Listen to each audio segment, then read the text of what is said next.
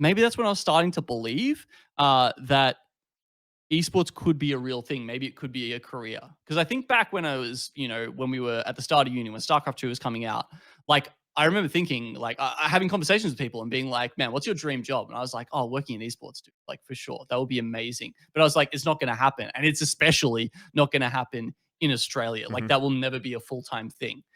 And, I'm a little bit pissed at myself that I didn't believe.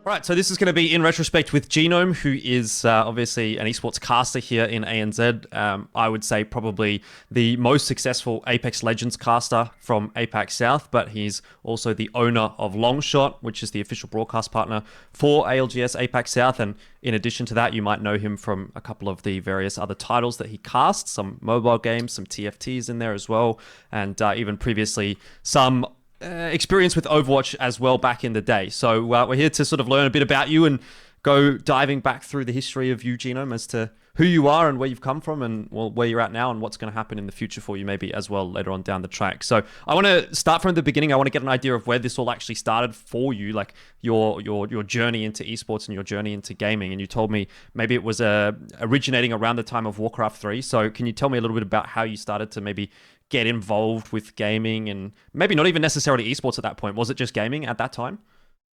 Yeah, I mean, like gaming, has been, I feel like almost my whole life, right? Like Warcraft 3 was kind of the first thing I ever had esports exposure. But if you want to go back to like the start of my gaming, I mean, I think it was my uncle who bought us like a green screen computer for Christmas when I was probably like 3 or 4 or something like that. And so this was literally pre-Windows. Yep. That is how old I am. And it had one of those games on it where you literally typed in like "go north," and it would be like, you have arrived in a forest. What would you like to do? Choose your own adventure type game kind of thing. Yeah, legit. Yeah. So that was probably like the very first game I ever played. And then like some consoles and stuff growing up. I'm pretty sure at one point I think maybe my granddad bought us like the light phaser, like the gun from the Sega Master System 2, and our parents hid it from us because they thought, like shooting things was gonna warp our minds, because of course everyone believes that. It's just the research is out there, guys. Do you it's true. But yeah, and then one day we were like rooting through their like cupboards and we were like, what is this? Why have you hid this from us from all this years? Like I've been playing Duck Hunt for the last like 5 years. And then I guess going on from there, like, one of the first like actual PCs we had with, you could play some decent games on it. I think June 2 was one of the ones that like stuck out to me a bit, which was basically, I don't know if it was the first, but like might have been one of the very first RTS games. And it was based on, like the June books. Yep. So it had really good like mythology and stuff behind it. It had single unit select, so it didn't even, like when Starcraft 2 came out and everyone was worried about like multiple building select and they're like, oh my god, this is going to ruin it, dude. Back in June 2 you couldn't select multiple units at the same time. You had to micro every single unit in that game. Wow. And there were also just sandworms that would just randomly eat your harvesters at any point. Like it was just like the weirdest RNG. You could just be like, oh okay, I just lose because the sandworm came along and like ate my harvester that was trying to I mean, that does sound like June, to be honest. It's actually funny that you sort of brought that up because like just randomly coincidentally I'm listening to the first novel right now on audiobook. Nice. I've read it before, but I'm like catching back up with it. Yeah, so little bit of a small world there. I'm just looking at pictures of it as well, and it literally looks like a Game Boy Advance game or something like that. If anyone's played I don't know, like if you played like Fire Emblem or something or Advance Wars or something like that. That's what it looks like if anyone's watching. So go on where you went from there and obviously how that sort of transitioned into esports. Yeah, and so then my very first exposure to any kind of esports was through my cousins, who actually had now that I think about it, actually had a bit of an influence, because that was the first time I saw esports. The first time they introduced me to Counter-Strike as well, and Pure Ownage, which I think all three of those things had a bit of a bearing on like how I kind of grew up and really like discovered and loved esports and sort of got excited about it from that early age. And yeah, the first time was when I came over to their house and my cousin was watching a replay of this guy called, I think it was Tillerman. and like an X Warcraft, like yeah, Warcraft 3 Pro. But this was in the days where like this was Winamp, right? Winamp days, and you would download the replay file, and then you would download an audio file. And like in the audio file, the pro who was like walking you through his build would be like, all right, guys, 3, 2, 1, press play now. And so you'd sync up with the audio file and you'd press play when they told you to. And then you would listen to them talk over their replay as you watched it to learn. Yeah, it's a very different experience now to what it was like back then. I mean, what was that like? So you had to download the files, right? What was the internet like? How long did it take you to download one of those files to watch? I didn't even know, because I hadn't even done this myself, right? This was just like, yeah, this was I just went over to my cousin's place and like and watched them do it, and they took me through it, and they're like, this is the point where you would play some Warcraft 3 by yourself, right? And you'd like anyone who starts out with that game, you have that like no rush 20 mentality, and you just like, yeah, okay, cool, gonna build up my guys and whatever. And he showed us, I think the first one I saw was like a Blade Master rush or something, and he was like attacking wisps in their base at like 4 minutes or something, and I was just like mind blown, man. How are you, like, you can't attack that early? That's crazy. It's like that. One of those moments where, yeah, you're just like, oh my God, there's other ways to play this game. Yeah, like a formative moment as to how you sort of unlocked your brain and started to figure things out in terms of like meta and the best way to play and min-maxing and that kind of thing. So obviously at an early stage, you're already interested in that kind of thing. But I want to jump forward a little bit as well. We want to talk, about how you at some point may have been interested in Counter-Strike, right? This was probably quite early on again. Was this Global Offensive, or was this like Source or 1.6? No, this was like... Yeah, it would have been like pre 1.6. Yeah. So again, this is the first time I ever saw it. Was at the same cousin's house. And I remember like, they were like, oh my God, look at this cool game. And they weren't even connected to the internet. They were just like, we were literally on Dust 1, just like jumping around. And for whatever reason, like it just looked like such a big upgrade on like any other game that we kind of seen to that point. It was like, oh my God, this is actually really exciting. And from then on, went and played like a billion hours of like Ice World and Scouts Knives and everything else. So yeah, no, I was playing like CS like from a very early age. But was there a point where you ever thought about like, I mean, I know this is probably jumping ahead in the timeline a little bit, but was there ever a point where you thought about like playing CS competitively or being involved in the competitive side of things? Like where could your career in esports have gone? Because like obviously for me, that's interesting that I'm primarily a Counter-Strike person. You've gone in a different direction, but you are obviously involved in Counter-Strike in some way, shape, or form, even before I even knew that it existed, basically. Yeah, and I always loved it. Wow, I can't believe how much like that's actually affected me, because also the first time that I would have heard about that was when the same cousins were like playing in, they were back then, they were calling them wars, right? Which are basically like, I don't know, scrims or like low-level tournaments. Back in those days, and they were like, oh yeah, you should come and play with us one time when they like needed an extra player or something, and I did, just like, rocked up. I feel like we got beaten horribly, and yeah, but it was such a fun experience. Then I was like, I think maybe when I was like 16, and I think Source was out at that point, and I was like, I'm pretty good at this. Like I play on my alt maps like all day, like no one ever touches me. Like I should, maybe I should look into this. And I started like Googling around, trying to find some stuff.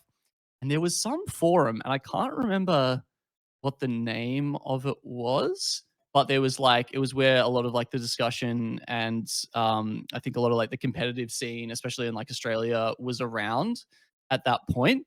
And I went onto the forums and I looked at a couple of threads, and it was just like the most like vile, degenerate place like that I've ever seen on the internet, like maybe only bar a few. And it was genuinely so bad that I just like put it out of my mind and like didn't even like think about it or consider it for like several years afterwards. Cause I was just like, yeah, man, I just want to like, compete and have some fun and like, go against other people. And like, I don't know, man, the moderators in that forum were like clearly non-existent or just like sleeping. And it was, I was just like, I don't want to be a part of this. This is gross, man. Like, does that differ in any way to like the internet just in general back then? Because I remember the internet just generally being a bit of a depraved place. I don't know what year this would have been, but like I'm talking even like maybe 10 years ago. Like 10 years ago, the internet was still a bit of a Wild West type scenario.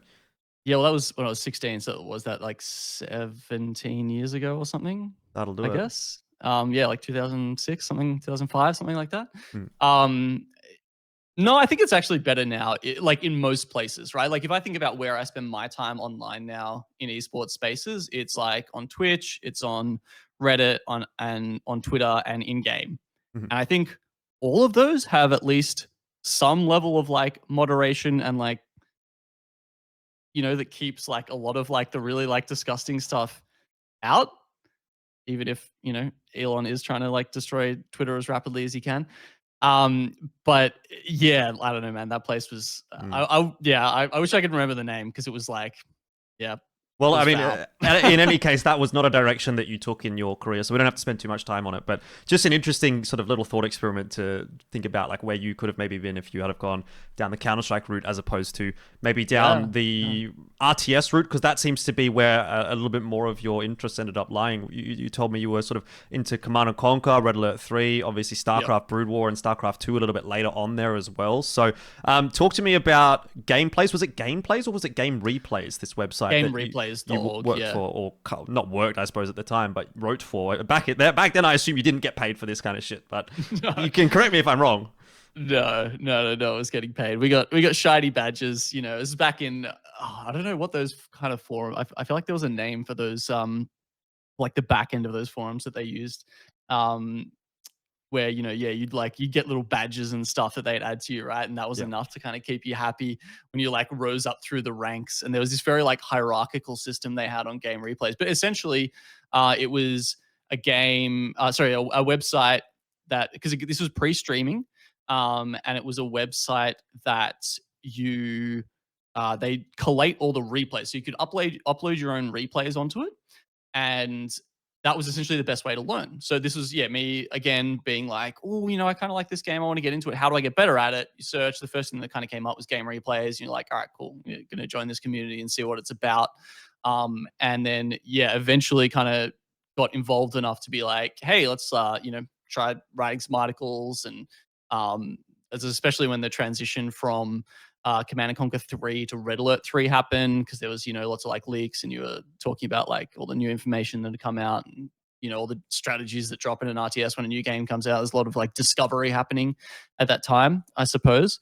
And I mean, interesting, like a couple of people that were on the website at the same time as me back then that I don't know if people would know. Actually, no, you would know Death from StarCraft if you're a StarCraft 2 fan. He was actually one of the best Red Alert 3 players at the time, who kind of started out there and then went on to be quite successful, at least in the Australian scene, in StarCraft. There was also a guy, and I'm not 100% sure, but I think it's the same person, called The Gun Run, who did some like very early like commentary work and stuff in Red Alert 3. I think he actually went on to be like one of the earliest Twitch employees, and is now probably like a billionaire because he has like mad amounts of Twitch stock or something, I would imagine. But he was like, I think I'm pretty sure it's the same guy. And he was just like, he was there with me, just like this other guy who was just like writing articles for free or something. And he, yeah, for whatever reason, like went in this other direction and joined like Justin TV or whatever. And is, um, yeah, but it's funny how, I guess, you see the branches, the branches that split off that far ago, if you're going that far back in Mm. sort of So history. were you like playing at that time, like competing, or? Yeah, I was, and like I think the best I ever got to was like top 200 in Red Alert Is that 3, in the I world think. or in ANZ, or like what's Yeah, the? yeah, like yeah, on like the online ladder Mhm. in the world. And which sounds kind of good, but like it's really not. Like How many it's people were playing competitively back then? like a fair few, but it's like, I don't know. It's like when I see someone be like, "Oh man, I'm like the number one hyperscape player in the world," and you're like, Yeah, "Okay, cool, man. like good for That's you, bro." real Like, great. Yeah. um, yeah, and it was all because you saw the transition because after RE3, StarCraft 2 came out, Mhm. um, and this whole kind of like shockwave went through the community, and we were all very like, sort of, yeah, CNC RE3 based, and everyone was like, oh no, but like StarCraft is like the real esports, and everyone started like, sort of trying to have a look at that. And when those people eventually did make that transition, you saw, someone like Death, who was, I don't know, probably like a top 5 player in like RA3, like, he wasn't, he was top, I don't know, whatever, like hundreds or thousands or whatever, like StarCraft players in the world. So yeah, it's like there's like an order of magnitude between these smaller games and like bigger games like that. Yeah, definitely. So talk to me a little bit then about how, how StarCraft maybe impacted you, because you mentioned that you were watching StarCraft a lot and you were kind of into it. You were watching Tasteless in particular. Was this like a point where, like, was there ever like a little bit of an epiphany in your head that maybe, oh, I want to be a caster one day, or are we still too early in the timeline for that? No, I wasn't thinking about being a caster back then. That was probably early enough that I was still like, maybe had a bit of the player dream. And I can remember, because this was like early university days for me. And I can remember like sitting in the computer lab at lunch and watching like day 9 dailies, because the internet was like better there than my ADSL at home. And it was just like easier to watch them. And I genuinely did think, I was like, maybe I should take a year off from uni and try playing like StarCraft 2, which probably wouldn't have been a good idea because I don't think I would have made it. But either way, I was like that. I was that sort of like invested and that like excited about it, I guess. And then I got into the beta of StarCraft 2, like in the very first wave, I think it was, or like one of the very first waves. And yeah, that definitely kind of like solidified for me that I should really kind of get into the scene and try and just sort of have some more fun with that, I think, because up until then it had been these sort of smaller games, which, to be fair, back then, even like CNC and stuff, like you saw them in like the WCG, which was kind of a big deal back then, right? It was like you didn't necessarily have all these global leagues run by publishers and that sort of thing, and third-party tournaments kind of were the biggest tournaments back in those days, I would say. I don't think anyone back then was really running their own esports ecosystems. What kind of time period would this have been like? Would have been like, say, like 2000 and when did StarCraft 2 come out? Like 2008 to 2010, somewhere around then. Still pretty like OG. StarCraft 2 came out like 2010. Yeah. And at that point it was, like CS tournaments were run by whoever. WCG was, like I think one of the biggest tournaments back then. So, I mean, did you ever really go anywhere with StarCraft 2? Because, like, I mean, I've known you for a long time, and I never really I have known you as a StarCraft person. Do you know what I mean? Like, you've always been, to me, you've always been an Overwatch person or an Apex person. How deep into this StarCraft dream kind of were you? Were you, like, actually good at StarCraft, or were you just... No. Yeah, like as I said, like I was good at RA3, and to be fair, I probably put more time into RA3 and sort of getting into that. But when StarCraft came along, I think that was kind of, as I said, that was when I was in uni, and I was probably spending a bit more time then on my kind of like projects, my esports projects at uni, and like there was a gaming club there that I got involved in, which probably took up a bit more of my time. So I didn't end up like going super hard with that. Okay. No, I think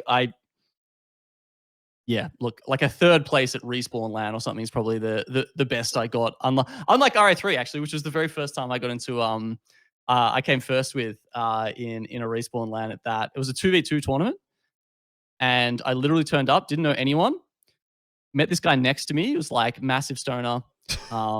I was like, hey, he'd played RA3 before. That's all I needed. I was like, hey, dude, literally just do this every game. Taught him like this like super simple build order where he'd go and like bomb their harvesters or use Terra drones or something to like stuff up their economy while I built up some stuff, and then I just like roll over them at the end, and we won the whole tournament. It was great. I've got nice. Like, I don't know, where is that? There was it was like an awesome like hammer and sickle trophy from Respawn from getting that. So that was the peak of your gaming, as in esports, like pro playing. I say pro in the loosest of terms. Yeah, probably. Yeah, there was. Yeah, like Battlefield 2142, I was pretty good at, because I think I've always been better at probably FPS than I have been at strategy, as much as I do love strategy. But that was a bit earlier, so yeah. Yeah, that's probably. Right. You still got me beat. First place. You still got me beat, because I think where I peaked was I won the table that I'm currently using as my PC table at a internet cafe like PUBG. It wasn't even a LAN. Basically, it ended up being a kill race, but you had to play at the internet cafe. And there was like 3 internet cafes, and so yeah, it was a good time. Anyway, look, let's dive into this like uni sort of period that you sort of touched on very briefly prior there. You told me you became the president of a gaming club at your uni. So what sort of did this involve? Like, was this kind of a big deal? Were you like running tournaments? What kind of games was involved in this? And like, how old were you at the time? Because I feel like this is still, again, a little bit before maybe you really started the modern day Genome esports caster career. the modern day Genome. That's what I'm going to call it. Genome 2.0. Sure. Yeah. Yeah, I guess it was, but like it was also very important in that transition, I guess. So I did end up taking a bit of a break for uni. It wasn't really, to go away and become a Starcraft pro or anything. But when I came back, I found out that there was this gaming club that existed. And I was like, oh, sick. And I kind of like, I'd always had like a really sort of solid group of friends and stuff. So I hadn't I think it was something like 50% of my high school went to the uni I went to, Melbourne Uni. So like I just didn't really like need to look for other friends that hard, right? Because I just like they're all just there already. But then I was like, oh man, I'd really love to have some people to just like talk about gaming and stuff with. And so I found this gaming club, and I feel like I'd really felt like I found this other group of people who I could explore this whole side of my life with that I just hadn't been able to before. It was like maybe like my brother, who'd always been a big gamer. Like we could talk about some stuff, but he wasn't as much into like the esports side of things. To finally finding some people that I could just like talk to every week at uni, get involved in that sort of thing was really awesome. And so I found this this club called the Society for Electronic Entertainment. Weird name, anyway. And just kind of got into it. And then the first year I was elected as the sacrificial Yoshi. That was my official title. Okay. But I kind of just turned it into something else entirely. It was basically like the lowest rung on the ladder. But I was just like, when my platform for getting elected was basically just like, I want to introduce esports into this club. Because at that point, basically, it was just they had a meeting once a week, and they'd turn up with like some CRTs and like a PlayStation, what would have been 3, I think at this point, and a Wii, and you'd play some games on like a projector or something, right? And there was a group of people in there who were like me, very interested in esports, and I was like, we should do some more stuff. And it's sad that we because I think these days there's probably a bit more like connectivity between the different unis and stuff. At this point, it was kind of just within the club, but it was big enough, and there were enough people there that we could actually have some decent tournaments going. So just started running whatever. We'd have like a melee tournament, we'd have a Tekken tournament. We'd get Starcraft people interested, like whatever it was, just and that was kind of like I was just trying to get more of that in the club rather than just being sort of this like gaming social catch up, which it still was, because like the core group of people were just like very interested in esports. And so we're trying to service that. And and then the next year I got elected as president. And that's when I literally like changed the constitution.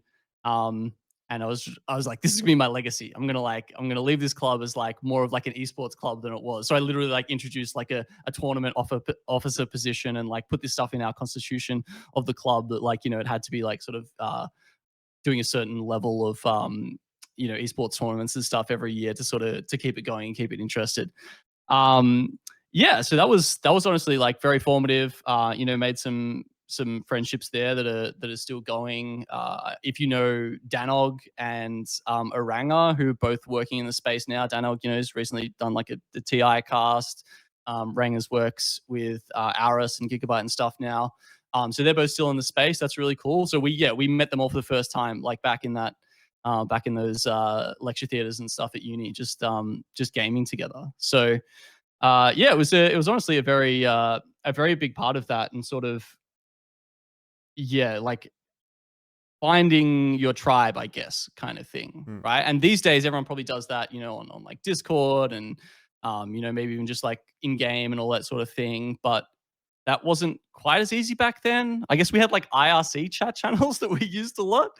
Yeah, forums would have still been a thing probably at that point as well. Yeah, there was a C club forum at some point. I don't know if it's probably like archived or dead right now, but that did exist. So yeah, that was a big part, and it like, yeah, I definitely spent way too much time doing that and not enough time at uni, which is why I didn't end up finishing that degree, or at least one of the reasons.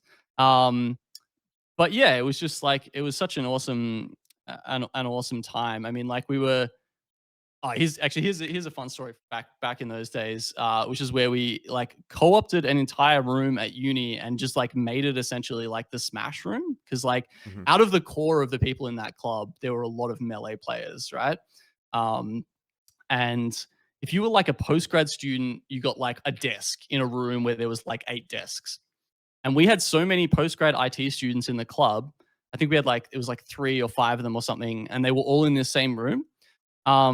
And so one day we just turned up with like all the club's gear, and we're like, all right, we're just going to store it in this cupboard, in this desk that you guys are meant to be able to like, work on your like post grad stuff. And we just like set up a CRT and like a GameCube and started playing Smash there. And I think these other post grad students, they kind of just turned up one day and they were just like, they just never came back because the entire club was just in this room, like just like shouting and hollering and playing melee all day. And yeah, we poor guys. Do, I kind of feel sorry for them. do you know how this club is going to this day? Like, have you ever checked back in on it? I don't actually. There was like not long after we left, I think there was like a 10-year club reunion, but I didn't get to it for some reason. There's still a lot of people from that time that catch up, and like I still see Oranga and Danog around. But I don't know how actually the last thing I heard was that I think there was a bit of a power struggle and they were trying to split There off, and always someone is. was, With these yeah, fucking uni of clubs, there's course. always a power And struggle, isn't politics, there? man, Yeah. politics. And they were trying to create like a dedicated esports club, which to be Mm. fair, there's probably some merit for. But then again, if you have more people, you get more club funding from the union, that sort of stuff. So who knows? But yeah, no, I'm kind of half expecting one day for them to come be like, where's the like the alumni talks from the club or whatever, to be Right. like, they But the should. people that have gone on to like actually be involved in esports and that kind of thing. Yeah, I mean it makes sense, right? Like you got Danog at TI caster, Yeah. got me doing Apex Lands and stuff. But yeah, who knows? Maybe Yeah. maybe one day. It's funny because, like, again, to draw from my own experiences, I never really was involved in like an esports or a gaming club at uni. I didn't really do any Yep. extracurricular stuff at uni, but I would have obviously gone to uni a little bit later than you, so you would have thought it would be more like legitimized by that point. Like, it would have been around for a little bit longer when I went to Yep. uni. But what ended up happening was, like, actually the uni that I went to, which was QUT in Brisbane, they actually have quite a solid esports group or something now. I don't know if it was QUT Esports. Yeah, Like, I've seen everyone's that. sort of Yep. seen that or heard, and there's quite a lot of people now working in esports that have come from that. But like, I was there like maybe 2 to 3 years too early for that, which was, I mean, in a way, a little bit disappointed because it actually ended up looking pretty cool. But anyway, that's beside the point. This isn't about me; it's about you. And now it's about Genome 2.0. Okay, if we want to bring that back up again, so we've got all of like the prehistory kind of out of the way. Now we start to talk about Genome in esports, current day Genome, or 2016 Genome. But I feel like that ties a little bit more directly into where you're at now as a caster, because this is where you start to kind of get into casting. So Overwatch's release is 2016, and obviously, inevitably you do go on to be a caster in this title. But I want to know, like, when the game was being teased or even when it got released, what were your thoughts around this game and how were you even thinking about casting at that time? Did you kind of just fall into it, or were you interested in Overwatch to begin with? And how did you kind of get to that point where you become an Overwatch caster? Yeah, I was definitely thinking about it as the game came out, and I think that's something that anyone who's looking to get into casting should be thinking about, because let's be real, like when a game comes out is the best time to get into it. Like cracking into established scenes is very hard, and if you can sort of get there on the ground floor, I think you're in a better position than most people, because the reality is, esports is a very immature scene, right? So there's only so many positions at the top, and once those get filled, they tend to sit there. Like the incumbency factor in esports is very high, right? So if a new scene opens up and you think it's a game that could actually like succeed as an esport, that really is the time to try and send it and give it your all. So yeah, I saw like Overwatch coming out. Obviously, up until this point, I've dabbled in a lot of different things. The whether it was writing, whether it was at the uni club, but yeah, it was never anything like super serious because I think maybe even still at that point, maybe that's when I was starting to believe that esports could be a real thing. Maybe it could be a career. Because I think back when I was, when we were at the start of uni, when Starcraft 2 was coming out, like I remember thinking, like having conversations with people and being like, man, what's your dream job? And I was like, oh, working in esports, dude. Like for sure. That would be amazing. But I was like, it's not going to happen. And it's especially not going to happen in Australia. Like that will never be a full-time thing.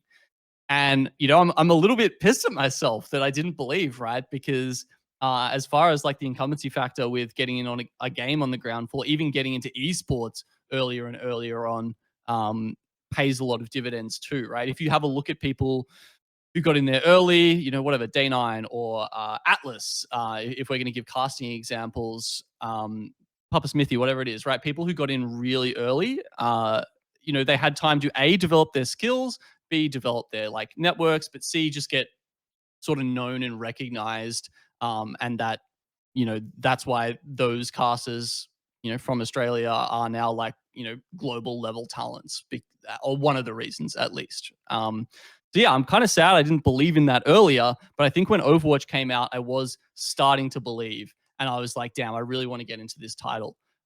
So yeah, like I saw that first trailer that came out, what was probably BlizzCon or whatever, the one where they like break into the museum and stuff. It was like, oh my God, this is so sick. I'm so keen. It's an FPS. As I said, like I feel like I was better at FPS, so I was kind of really keen to do that. And I'd played Diablo and Warcraft and Starcraft, everything growing up, big Blizzard fan.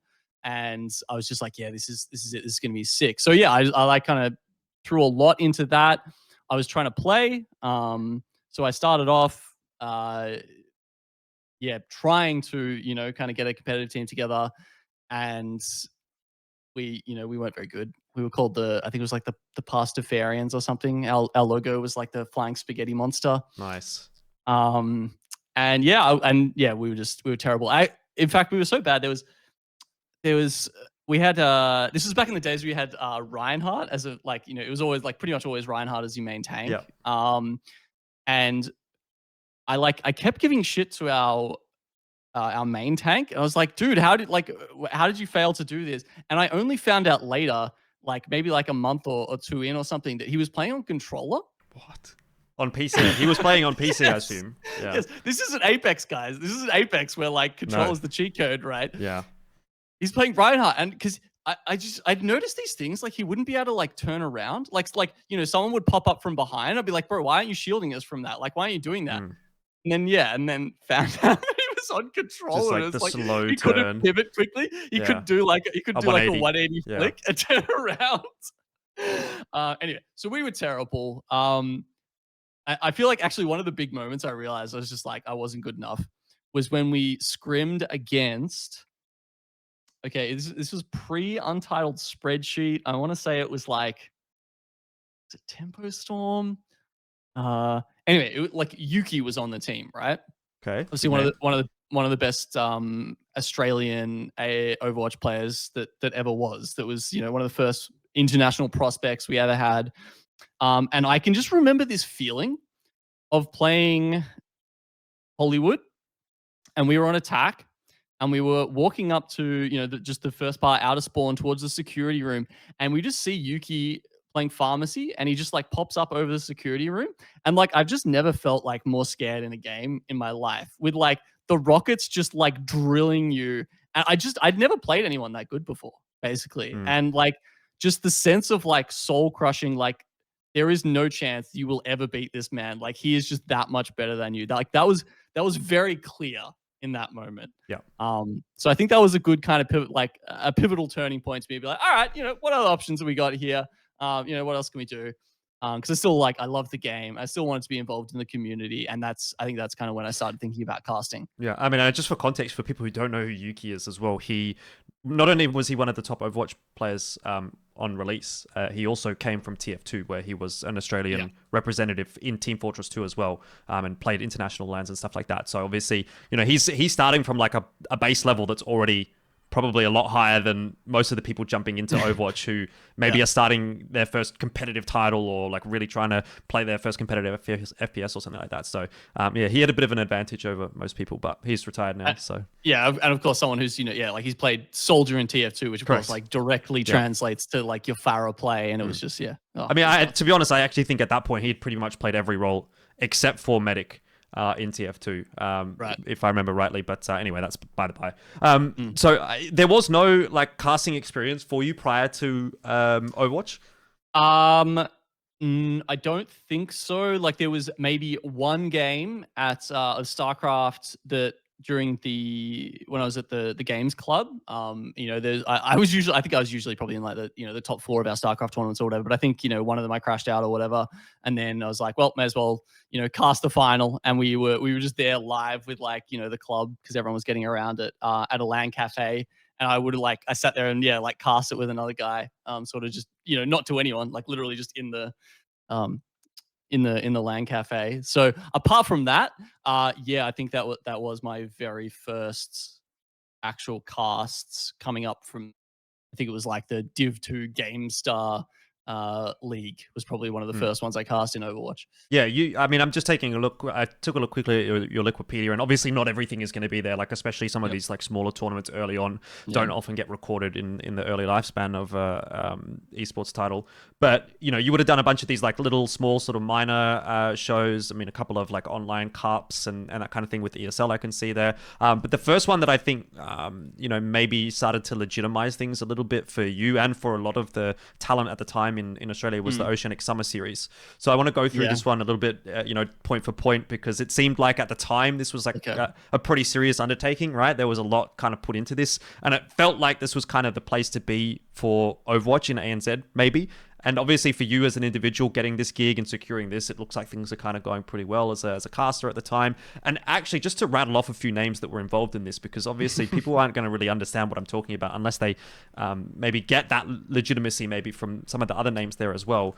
You had people like AVRL and Pixie, who obviously ended up going on to, at some points, obviously AVRL's now still casting Overwatch League. Pixie did a little bit with Overwatch League. He was obviously quite high up in terms of the pecking order for Contenders casters as well. They were doing Contenders career for a long time, and Pacific as well. And then there's Zenox as well, who he didn't really go too far with Overwatch so much, but he pivoted straight into PUBG and ended up being like basically a world-class PUBG caster, and now he's doing Rainbow Six and doing international shows for Rainbow Six as well. So just in terms of the talent that was involved in this show, and obviously yourself, you know, that goes without saying, have gone on to do things in Apex Legends internationally. There's a lot of actual talented individuals on this show at the time that are just like, you know, this is maybe one of your first quote-unquote legitimate broadcasts, and for Zenox as well, I think that was probably the same. And maybe even for Pixie. I think AVRL had been around a little bit longer prior to that. He did a little bit more like other games prior. But, you know, for all of you, you know, like what's this sort of experience like where you're being able to broadcast for the first time, or not necessarily the first time, but to a decent level Overwatch for the first time? Was this kind of like an eye-opening experience for you? And, you know, in hindsight, how did that sort of affect your career? Yeah, it was incredible. And as you say, the level of talent that we had for, you know, what was essentially an OC. Actually, no, there were a couple of APAC teams, I think I remember in that, like some of it was like Paddy Pan and some of those APAC players occasionally played. But yeah, anyway, yeah, it was, yeah, and you know, considering we were getting paid, I don't know, God, I think it was something like $200 a day or whatever back then. Actually, that was probably my first paid cast ever, I think, because before that, I'm pretty sure it was just GameStar, which is all, you know, just on spec. And then yeah, to get kind of flown internationally, I know it's New Zealand. It's like, does it count internationally? Still counts, sort of, not really. Yeah, okay, sure. Hey, I've never cast in New Zealand, you know, so I haven't been able to say that. Oh, there you go. Yep. Yeah, I mean, it was my only international cast for a very long time. But yeah, it was awesome. I mean, yeah, exactly. There was a lot of very talented people there. And it was a really cool crew. Like, we got over there, I think we bonded a lot just as casters. You know, big shout out to Pixie, who had the best like warm-up routine ever, and like got us all really hyped before every show, shouting out pizza at the top of our lungs. One of my favorite times. The getting over there was a bit interesting. Like some of because who was it, Full Circle that were doing it. were, some of their crews really cool. I mean, that's where I met Disco, who, just cast Clash Royale with him last week, who's now working for LPL. Some of the other members on that team, interesting. I'll give you a great quote when we were negotiating our contracts for this event, and it was literally, okay, I was trying to get them to put in that they would provide like flights and accommodation for us, like into the contract, right? Because at the start, for whatever reason, it was like, that they put in that they were like paying us, but they hadn't put in that like that they were going to provide us with flights and accommodation, which they talked to us about. Yep.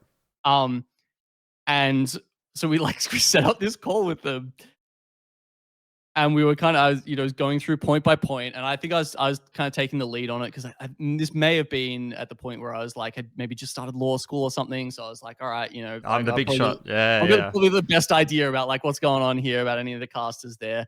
And I was like, we were just going through point by point, and everything was like entirely reasonable. Like, looking back on now, honestly, like the fact that any of it hadn't been included was fucking ludicrous. And just going through it point by point, and them just being like, no. And I was getting to the point where I'm like, oh, look, it's not an all or nothing, guys. Like, let's just take this, like, these things point by point. And then he's like, no, it is. It's all or nothing. He literally said that. So, but at what point do you then obviously still get the flights and accommodation? I assume. Yeah. No, otherwise, you wouldn't have ended up over there. We did, but like just the fact that we had to ask about that, and that they were like pushing back on it, was just like, it's just like that era in esports, I suppose. That was definitely a thing, though. Like, it was very much like you just take what you can get and eat shit and hope that everything's going to be okay. And 9 times out of 10, it was okay, but the one time it wasn't, it was a bit like, oh fuck, now what do I do? So you're right. So that was, it was all fine in the end, but I thought I'd bring that up because it was, it was one of those funny, like kind of classic esports moments where, where you're just like, how is this possibly a thing? But then we got over there and we just had the best time. It was so much fun. There was just like a lot of camaraderie between us. As you said, like AVRL had kind of done some TV stuff, I think it was at that point, but the rest of us, it was kind of our big first cast, our big break. We were doing it out of this, like, I was about to say abandoned. I guess it wasn't abandoned, but it was like an ex. I've heard this. I've heard that this was like some really weird, fucked up studio where you had to go like through some construction site or something to get to it, or like you had to like walk along planks because there was dirt everywhere or something. I don't know who I've heard this from. Maybe it was from Zenox, but what was the situation with that? So it was like, it used to be a nightclub, and they'd kind of like half torn it up or something. And there was just like plaster dust everywhere. Yeah, like if you sat down in the wrong spot, like your pants would just be like white from all the plaster dust that was around. But, whatever, they'd cleared a space in the middle, and they had their nice like backdrop, and they'd had this sick like big glass table that they made, and, got ready for the event. And so it actually looked really cool on camera, but yeah, like the studio itself was honestly was kind of wild. But hey, it was better than anything else I'd been in, right? And to that point, I was, I was casting with my like $100 Nessie Blue mic or whatever from home. This was a big step up. We had, there was a showrunner on the floor that was telling us like, when to be there, and, putting our monitor earphones in for us and all this stuff. So it seemed very exciting and very, and all fresh for us. So yeah, look, honestly, I think it went really well. They did a good job of like promoting the tournament to the scene. Everyone was really excited about it. This, of course, was just before the precipitous fall off. I think there's probably another couple of events, but before the fall off where Blizzard just killed all third-party tournaments and kind of poisoned the ground a little bit there for Overwatch for a while. And yeah, there was a lot of like optimism, I think, in the air around Overwatch as a game, around the scene at this point, and for my casting career as well. Yeah, like it was feeling really cool. Yeah, definitely. I think at the time, everyone kind of knew or expected Overwatch was going to be like the next big esport. Obviously, people were sort of saying like, oh, this is going to be like League of Legends tier, like in terms of size and in terms of fan base and how many people were going to watch it and that kind of thing. At least that was the expectation. Yeah, definitely. I think it had a chance to be. Very much was, at least at that time, how people viewed it. Obviously, it's kind of a bit different now. It's fallen out of the favors of the vast majority of the esports sphere that is not Overwatch fans. But anyway, that's maybe I'm so sad about that, man. That's something that we can perhaps talk about in a little bit as well, because I think it sort of maybe ties into how the career goes for you and how you sort of shifted away from Overwatch inevitably. But I just wanted to get your thoughts on that show in general. Like, what have you ever really gone back and looked at it? Did you think it was a good show? Like, if you would look at it in hindsight, would you say, okay, this was a good show? Like, were you happy with what was able to get delivered there? Like, in terms of your experience and the experience of everyone involved, what kind of caliber show do you think you guys put on?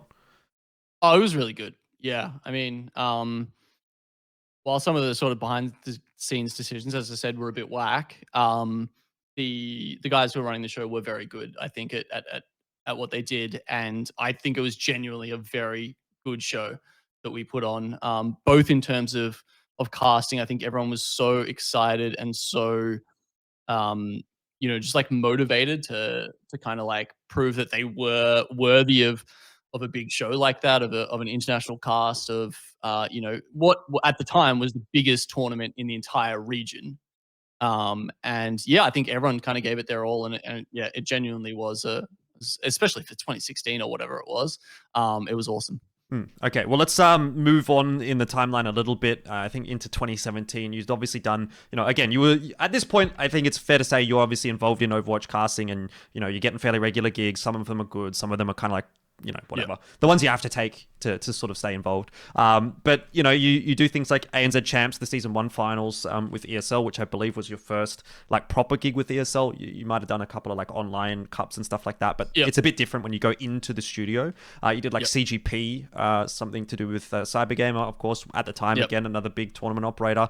ANZ Open Division as well, which I think at one point was ultimately the pathway into Overwatch Contenders, the very first season of Overwatch Contenders. ANZ Open Division was prior to that, but I want to touch on like maybe some of these like smaller shows that you did, or I don't know if they're fair to say smaller, because like for example this ESL ANZ show that you did, I feel like that's kind of a big deal actually, right? If you're for the first time kind of getting inroads with ESL, like how did that go? Yeah, not great. I mean, in some ways. See, I already know the answer, by the way. So that's why I lead it in this direction. So I want to get your POV on it before I take any like leading questions. As a casting experience, it was fantastic. As a tournament, it was awesome. We had a bracket reset in the final. It was one of the most hyped tournaments I've ever cast, honestly. Who was it? It was like Four Legs versus Masterminds or something, I think it was, in the final. And yeah, we had, weirdly for an FPS, right? Because this happens in, FGC, Clash Royale, like games where you have small game times, they'll do bracket resets, but they don't really happen in FPS, because the difference between having like a 5-hour day and a 10-hour day, like you don't give yourself that kind of variability in production and broadcast in esports. It's just not a good idea. But for whatever reason, they scheduled it like this, and we got the bracket reset. I think it went like 3-1 in the first one, and then 2-3 in the next one. And so we almost got like the entire thing. It was so much fun, and I loved it from a casting experience. Oh, actually, by the way, just to pull you up there, it was 3-1, but there was also a tie on Temple of Anubis in the first 3-1. So it was actually 5 maps. Yeah, and the control maps like went the whole distance as well in those. They were taking forever. I'm looking at it. It's like 3-3, 3-1, 3-2. Oh, sorry, 3-3. 0-3 on Lijiang Tao, okay, fair enough. 3-2 on Route 66, 3-2 on Oasis, 3-3 on Temple of Anubis, 3-0 Eichenwald. And then in the bracket reset, they're all like 3-2s, 3-4s, 3-2s again. Like this is like the longest Overwatch series you could possibly have. It was like, I mean, I was just frothing it, right? And like we were casting with Miles as well, like who I don't know if I've ever been carried that hard, honestly, in a casting duo ever. Because like obviously I was pretty fresh at this point. And I was there for my Overwatch knowledge, right? Yep. And at this point, yeah, because I was essentially like the only Overwatch caster there. There was Rogi, Rogi and Miles were the only other ones there at that event. Miles, Ben was like hosting and Maybe stuff hosting as well. yeah. Sandman.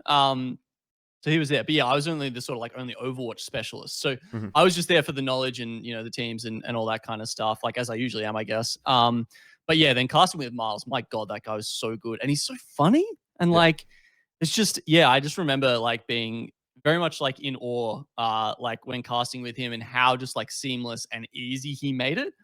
And I could just do my part and sort of like throw in the, sprinkle some some niche knowledge here and there, and that was enough to honestly get us past and just like be excited about it, I suppose. But yeah, God, he was a good caster.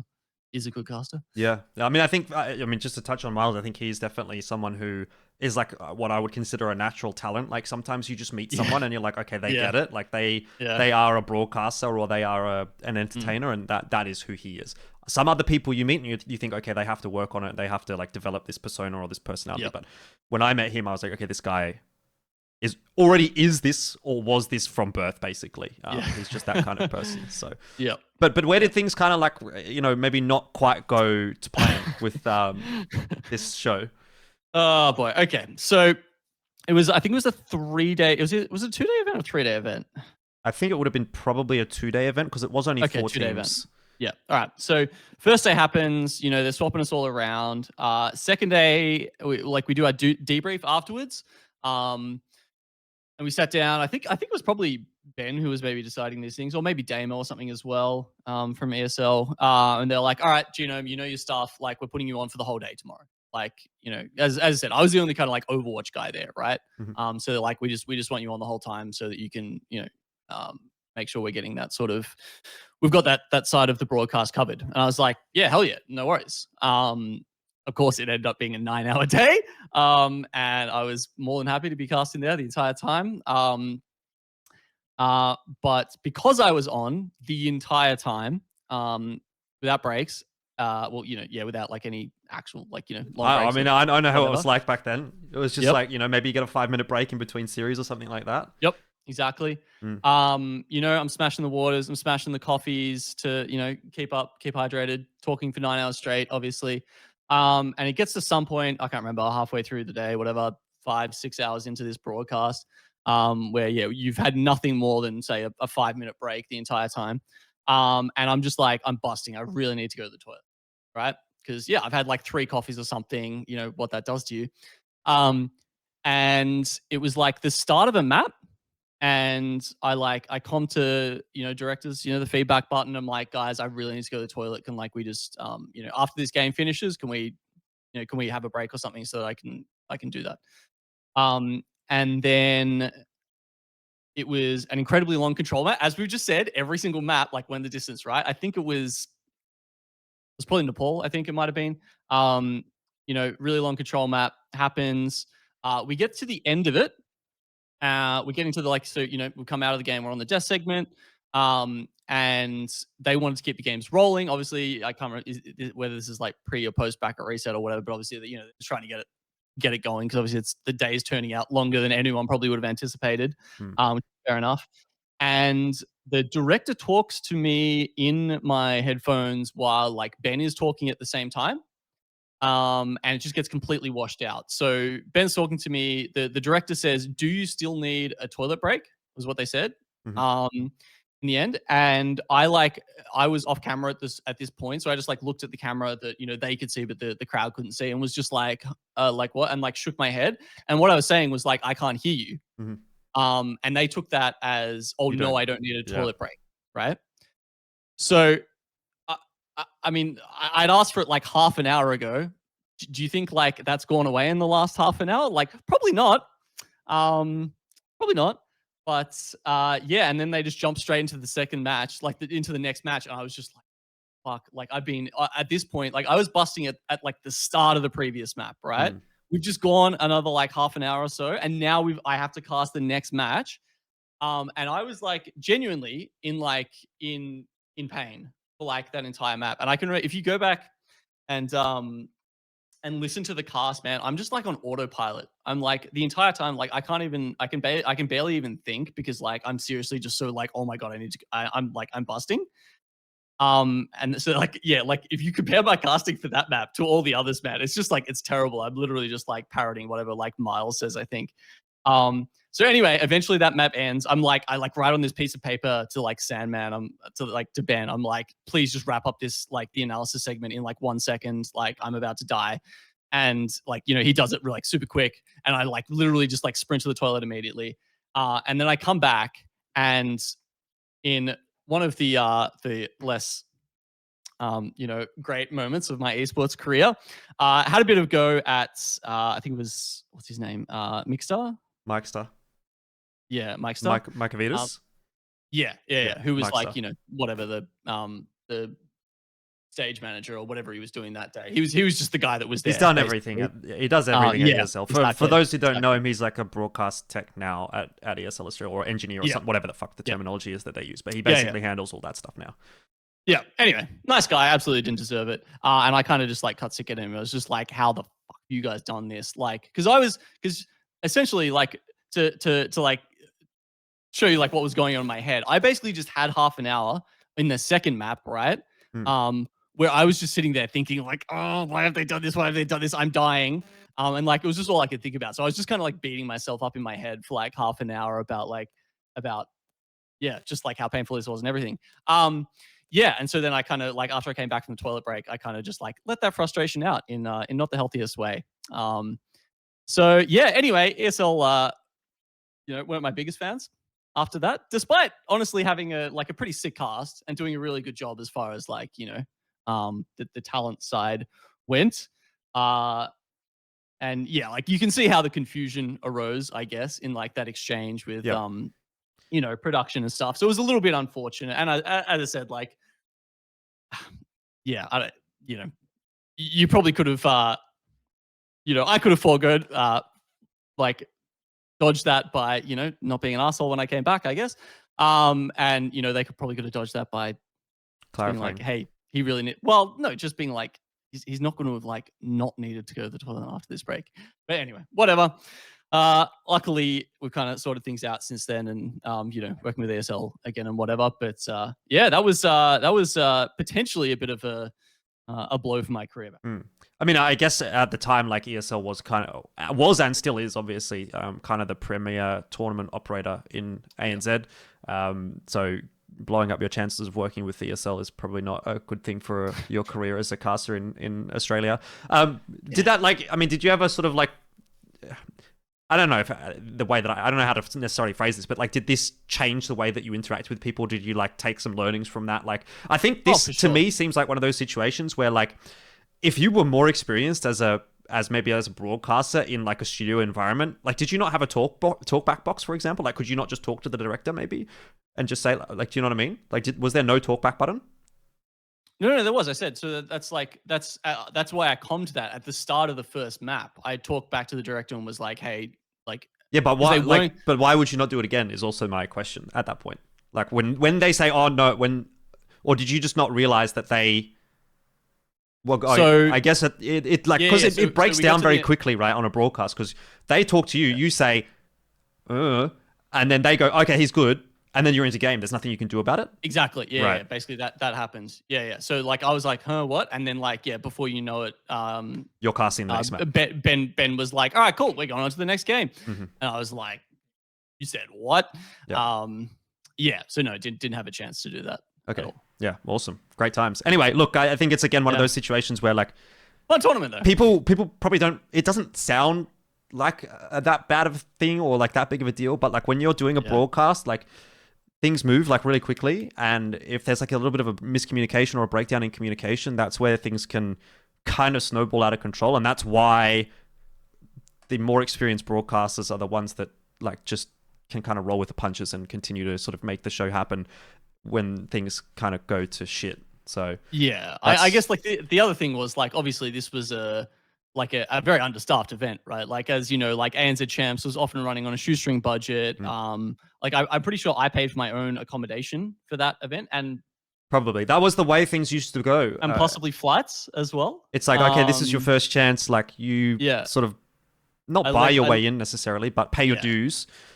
Get this, and then we'll start to like use you if you're good. And yeah, pretty much. Like I remember, I think I got an Airbnb with like, you know, it was like this like one room in some random lady's house that was kind of close to the studio, and then and that was it. So so like obviously you could avoid these kind of things by like, you know, having like talent that gets to swap out or whatever, right? But I was excited. I was excited to be put on for the whole day. I wanted to be put on for the whole day, and I had a great time like casting for 9 hours in a row. Like, you know, wouldn't have changed it apart from that one small incident. So yeah. And you never had an issue with having to go pee on a broadcast again? Unless there's one I don't know about. But hey, we can talk about that later. Let's move on in the timeline, because I'm sure we've had, you know, about 10 minutes worth of discussion around you going to the toilet, which maybe isn't what we necessarily intended. But there's someone out there that enjoys it. I'm sure. To be honest, that's one of the funnier, I think, anecdotes from your career so far. But let's talk about Overwatch Contenders, because, you know, we speed the timeline up again here. You've been involved in a lot of these shows, and you've been doing a fair bit of work in Overwatch. And I think at that time, it's probably fair to say that you're one of the top casters when it comes to Overwatch at the time. I think obviously people are looking at AVRL and Pixie. People are looking at yourself and Zenox and maybe Bobby J. I think was Dr. Nutter maybe involved at that time still as well? Like a little bit, but not as much. It was mainly like me, Bobby, and Zenox. In Australia. Well, interestingly, I'm not sure like what AVRL and Pixie were doing at that time, apart from the full circle stuff. Because like honestly, there were only 3 big events, and like I'd done them all, right? Like, which was Summer Series, the ANZ Champs we just talked about, and there was a cyber game, a LAN. I think there were like, you know, there were a bunch of like online leagues and stuff, which like maybe they were doing those as well. But yeah, for the big in-person events, like I'd done all of them, and yeah, like Bobby and Xenox had done the other ones as well. So we definitely saw ourselves as sort of like the 3 best casters. AVRL and Pixie obviously were there as well. They just weren't sort of doing the same stuff at the same time, I guess. Yeah. So, I mean, okay. Anyway, the TLDR is you're at the top of basically Overwatch in Australia, and then Contenders Australia comes, and that goes to ESL, and you don't get that job. That ends up actually going to myself and Sandman, because we were both internal at ESL at the time. Contenders Pacific went to Full Circle, and that job goes to AVRL and Pixie, and so now you're kind of like shit out of luck in a way, because this is that period where you were talking about, you sort of alluded to earlier, where there's not really any third-party tournaments going on for Overwatch. You're kind of hanging on for actually getting involved in the legitimized ecosystem that Blizzard's putting together, and so you miss out on that. So what does that do to you and your mentality and your career? And, you know, talk me through that. Yeah, man, I was crushed. I was so crushed when that happened. I definitely saw myself as sort of like, you know, top of the chain then. You know, we were getting invited to all the big events, and then Blizzard essentially just like sprayed Roundup, you know, on the entire scene. They didn't approve any tournament licenses for roughly 6 months after I think the CG LAN was probably the last one. And nothing happened, because they were just like setting up for Contenders. And I'm so glad that you know, other publishers have learnt from that since, and we don't see people making those same mistakes, because I mean, God knows what they were thinking in terms of, oh, this is going to be a good thing for the scene if we like make Contenders like the only show in town. The assumption was obviously that everyone would watch Contenders and everyone would watch Overwatch League, because there was no other Overwatch to watch. Yeah, I guess. But that's the only way you could justify it, right? I suppose so. Yeah. I don't think there is a good justification, and I think time has proven that it wasn't the right choice for a lot of different reasons. I mean, I'd been in early talks. There was like Channel 7, by the way, wanted to do an Overwatch tournament, an Overwatch, like not the Overwatch. This was when there was like the mega hype about esports at that. This was like what, 2018 maybe? Yeah, I think it was 2018, early 2018, maybe late 2017. And this was like, in Australia at least, like the peak of esports hype. You had like mainstream brands really trying to get in. I remember ANZ Champs, for example, was sponsored by ING Bank or St. George Bank. And that's why it wasn't called ANZ Champs anymore because ANZ is obviously a bank here in Australia. Oh, they had to call it right. AU and that's NZ Champs hilarious. because there was Yeah. a conflicting so there was basically the TLDR is there was a lot of like interest from outside of esports, which is now obviously very much died off since then. But yeah, big sort of interest from lots of stakeholders at the time. Yeah, exactly. So like, yeah, I was in like the early talks to like be on freaking TV and be casting Overwatch, and then it literally just got turfed out because Blizzard wanted control over everything. Like, ugh, wild scenes. What could have been, huh? What could have been? And yeah, but still, for the third party tournaments that there were, I've been getting approached to do all of them, and then Contenders comes along. It's been this big drought because they've denied all the licenses for everything else that wanted to happen in the meantime. And for various reasons, probably one of them, maybe the relationship with ESL that we talked about before. But from what I've heard since, it was more to do with the budget and essentially the fact that getting you on it, who was a full-time talent at ESL at that point, and Sandman, who worked for them, like didn't cost them anything essentially. Yeah. Right. And we were in Sydney as well, which you were not. Yes, of course. Like not that it was ever sort of floated to me or anything. That it was be like Would which you I think move or something like that? Yeah. Like ESL have done that with some talent, I think, and stuff in the past, where they're like loosely, I'll say.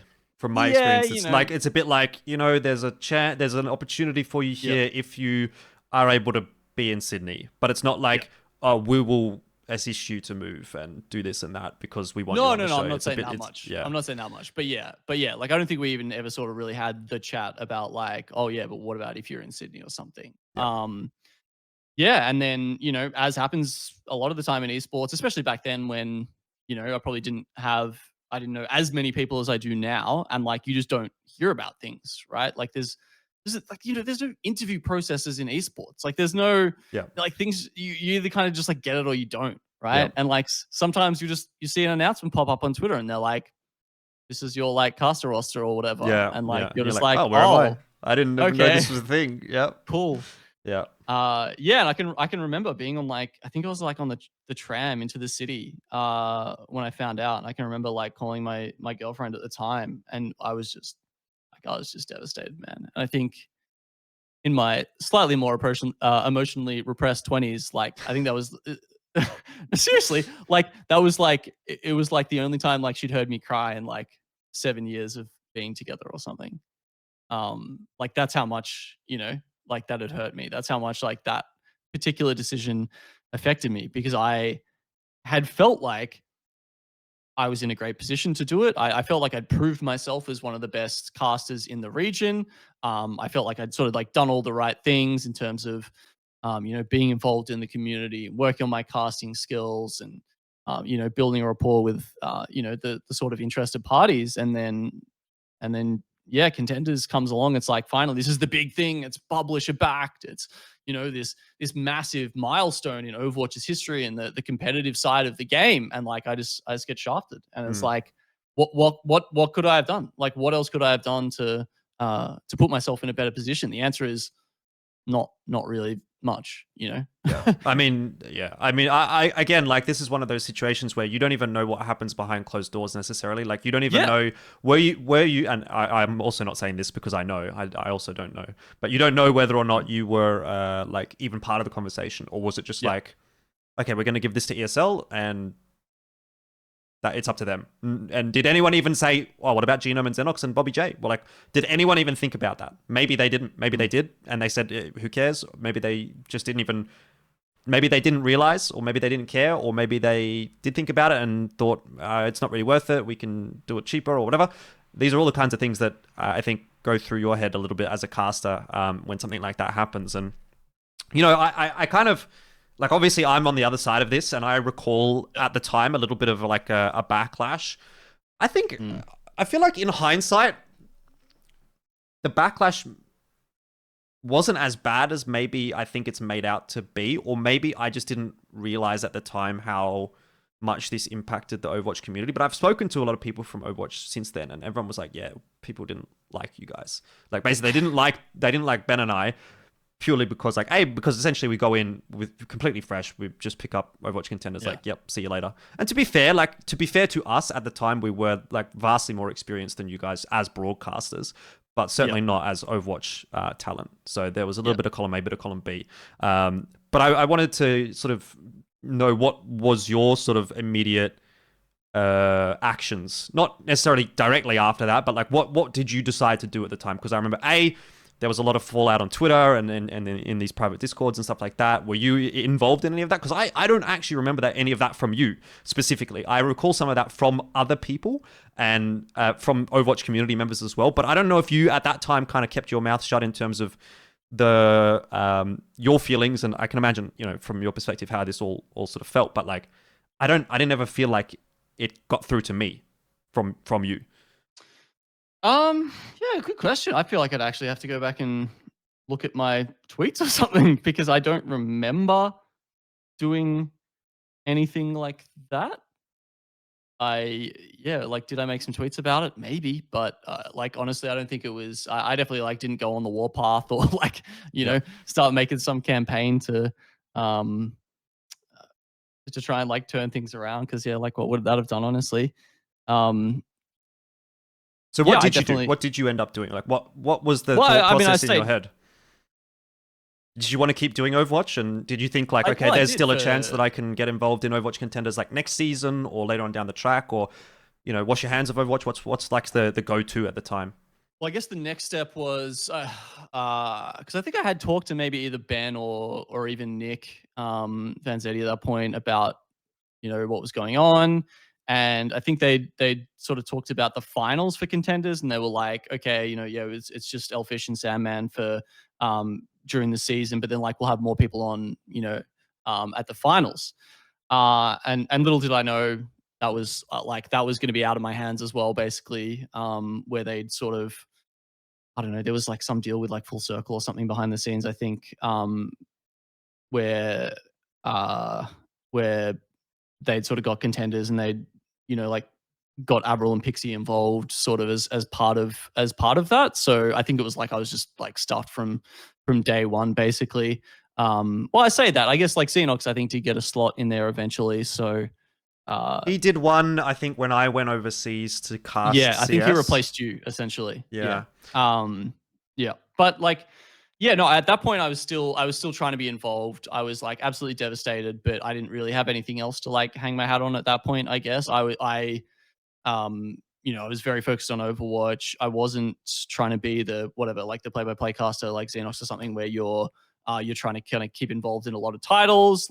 Mainly these days, now that I have sort of a bit more the floor of my broadcast skills are higher, I can kind of do that with some more stuff like we see with TFT or Clash Royale recently. But in those days, it was very much my value was a lot more on the color side and the analysis side, right? So you kind of have to focus on that one game, and for me, that was Overwatch. So no, I stuck at it for a little while, and I got I did get invited onto Contenders occasionally after that when there was a spot when you guys were overseas, or even when it came down to Melbourne for MEO. Mm-hmm. Also managed to get an analysis slot there. So yeah, it wasn't over for me at that point, but I was very much a fill-in, I guess, which wasn't really sating my desires for sating the appetite. Yeah, and it also and it just also felt like it wasn't a good reflection of kind of how good I was at casting that game, I think, either. So I actually did want to sort of jump in and talk about the finals that you were involved in. I think it was season 2 and 3 of 2018. So you did MEO, which was, I believe, season 2.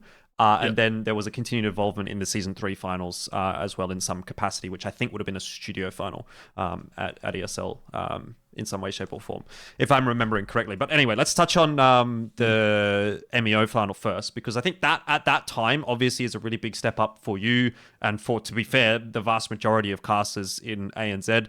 I had some experience casting in arenas prior, but the only times I think before that I had done an arena cast was IM Sydney, which was only just 6 months beforehand, but before that was in China or in Russia. So I'd never done really outside of Counter-Strike a broadcast to an English audience that was actually listening to what I was saying. When I was over in China, obviously they had the Chinese commentary in the arena, and when I was in Russia, the Russian commentary. This was for like Crossfire and World of Tanks, respectively. Oh, right, yeah. So you're just like the B stream. So I had like a little bit of experience in like arena environments, but not really so much when it came to English speaking countries. And obviously for you as well, I say obviously, I'm pretty sure this was your first arena broadcast ever. Yeah, for sure. And I think as well for AVRL and Pixie, and obviously for Sandman, he had a little bit of experience because he'd done some of those crossfires with me as well.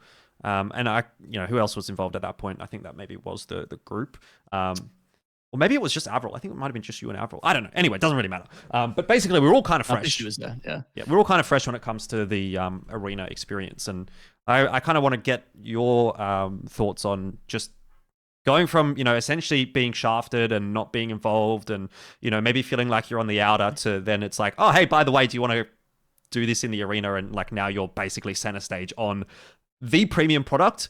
And to be fair, at the time, Overwatch Contenders was actually one of the biggest esports titles actually in ANZ, like alongside League of Legends and Counter-Strike. So there was LCO, or at the time it was OPL, in the arena. And then the next day there was like Overwatch in the arena. And obviously Counter-Strike had IEM. Those were like the big three in terms of arena shows. So what was that like as an experience for you? And as maybe like, was it something that brought back maybe a little bit of hope or something like that? Were you like, oh yeah, I'm actually still involved and this is kind of like a big thing?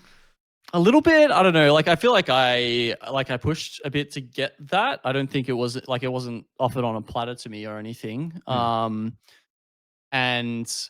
also at the same time, like I was just there. I think on the analysis desk. Like I wasn't actually doing any of the casting for that event. I think it was like maybe Ben hosting. Avril and Pixie were doing a lot of the casting. I don't know, maybe were you casting with? I think Ben and I were casting, and he was hosting as well. So it would be like, Ben the desk host throws to Ben the caster, and that's how it works sometimes. Anyway, so no, like it was still an amazing experience. But it didn't feel like I was kind of like there to stay or anything, I suppose. It was awesome. I guess I was happy with the fact that sort of I turned up. I think. Like I've always seen myself as like a bit of like a big game player, I think, like even in my like sporting career and stuff, like I'd always show up in the grand finals, like my favorite stat is we had a volleyball team that ran for quite a number of years, and we won like 7 out of our 7 grand finals that we ever played, and I got MVP in 5 out of those 7 grand finals, right? So like I always feel like, when it matters, like, I'm there, I'm turning up.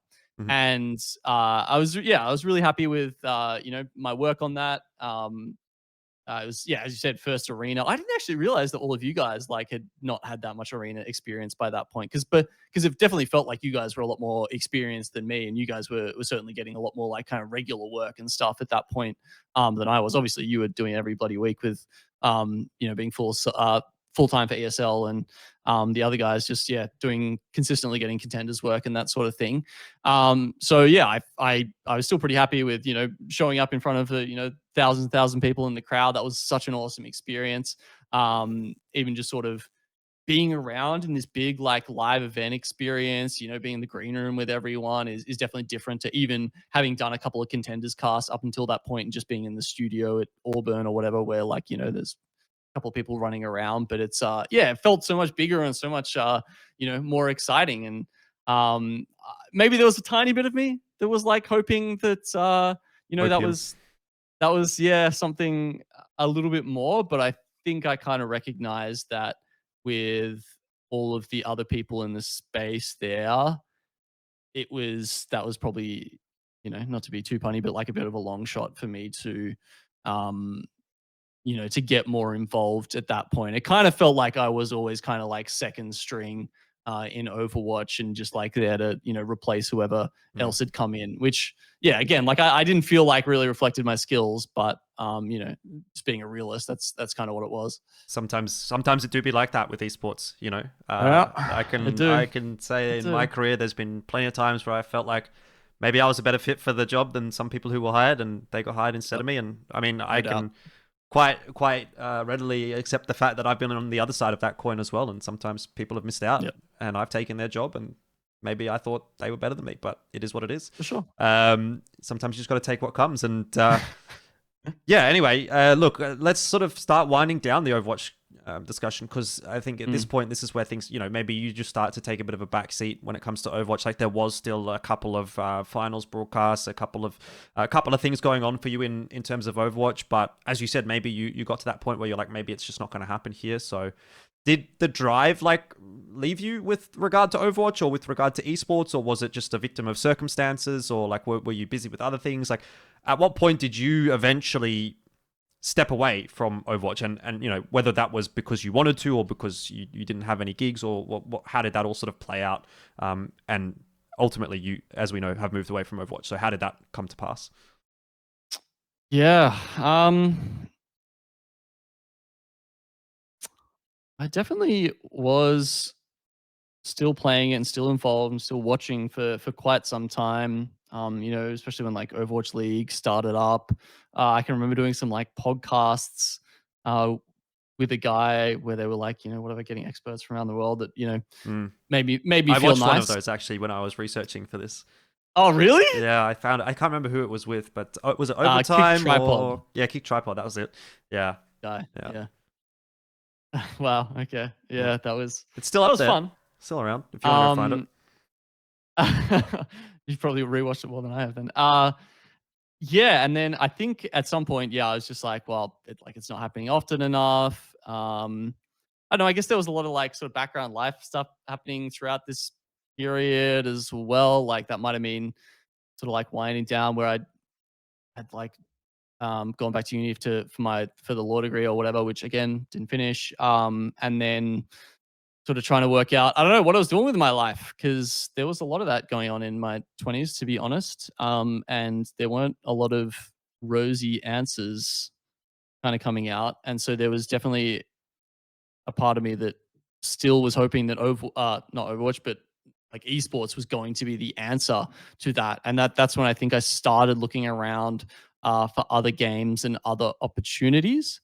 And yeah, it was probably a good, I don't know, maybe 2 years or something after I'd sort of been on the outer with Overwatch and was like,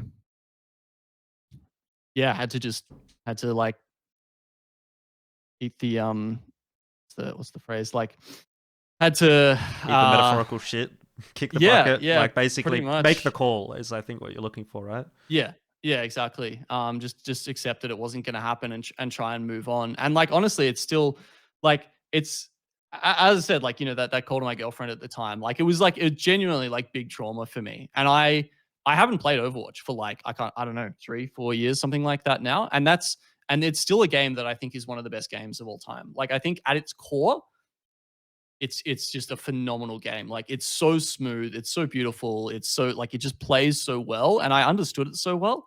And to kind of give that up was really hard. But nowadays I'm just like, I just don't want to go back there, because the feelings associated with it and the feelings associated with that time of missing out and just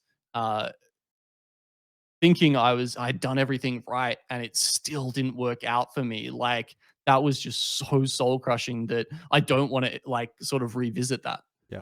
I can 100% understand and recognize those feelings as well with myself and with League. And it's not really a story that I'm, going to tell here, but maybe when I do an in retrospect with myself or something like that. I feel like I went on that journey where I was at the time I was working at Woolies, and I was applying for like the first casting positions at Riot when Riot first made their office in Sydney, and I was like, I'm a pretty good chance to get this, or at the time, because I was casting and stuff, and didn't go my way, and then now and then ultimately, we go on to do LCO, then LCO doesn't work out, and now I'm kind of like, fucking, am I just cursed with League? Like, even though this is like my game, the game that I've played as I grew up and whatever, I got into esports. It's like the bad relationship that you keep going back 100%. To. Exactly. And funnily enough, I'm going to cast League of Legends in Hong Kong tomorrow. So anyway, that's a different story. Yeah, really? Yeah. But besides the point, flying tomorrow. Cool. But anyway, it like it's one of those things that just kind of keeps pulling me back in. When I'm like, okay, I'm done. I'm washing my hands of League. I'm not going to play it anymore.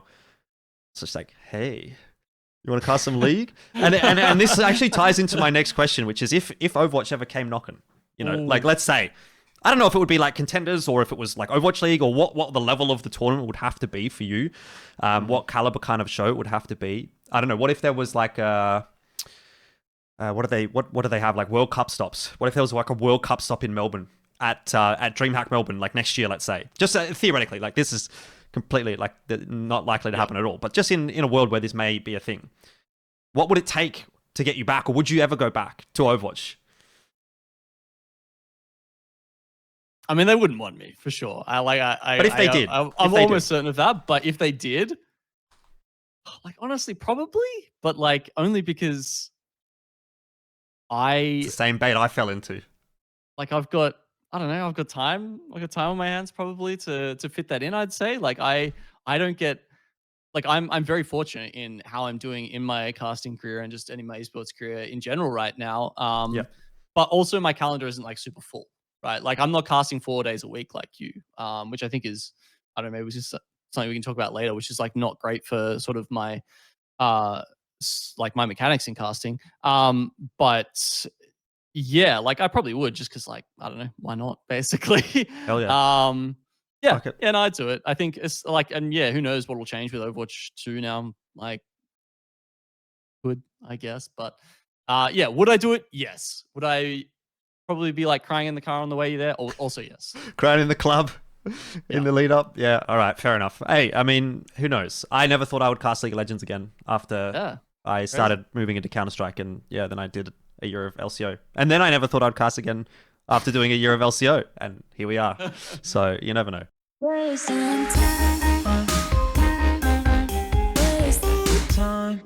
Hi there. If you made it this far and you're enjoying the content, please make sure you subscribe. Or if you really want to go the extra mile, you can support me on buymeacoffee.com/elfishguy. There's a link in the bio.